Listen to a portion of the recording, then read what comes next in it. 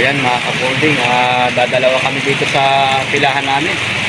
Ayan, nag-uulan. Kaya patay tayo. Wala tayong kita ngayon. Dadalawa na nga lang, hindi pa masakyan. No, babayad ba? Oo. Patay tayo. Naku, sakay. Wala pang buhay naman, oh. Talaga nga naman.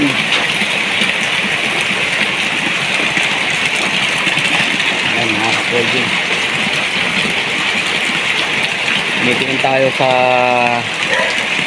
kaliwat kanan, eh. Kaliwa kanan, baka may sumakay, eh. Makalaktas, eh. So, ganyan pa lang ang buhay natin, mga kapolding. Tayo, walang pag walang pasok, tapos tatambay tayo sa pilahan. Kahit man ang pambili ng 1 kilong bigas at saka sardinas, pwede na. Isa wala. Talaga napakahirap ng isang kahig, isang tuka, mga kapolding. Ang ibig sabihin ng isang kahig, isang tuka, mga kapolding, pag hindi ka naghahanap buhay ngayon, wala kang kakainin. Kinabukasan wala ka nang kakainin. Kaya pala isang kahig, isang tuka.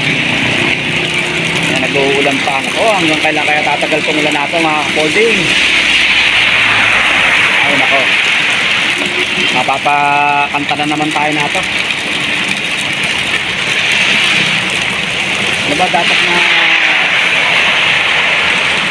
yung yung tricycle ang aming hanap buhay, kakainin namin dito nakasalalay. Kahit na ganito ang trabaho ko, ay sarap naman.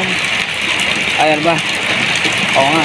Ay sarap naman ng pinagpaguran ko, tricycle ang aming hanap buhay, kakainin namin dito nakasalalay. Sana all. Ayan mga kapolding, sana all daw. Babayad eh. Hindi kasi pagka kasi mga ayan no.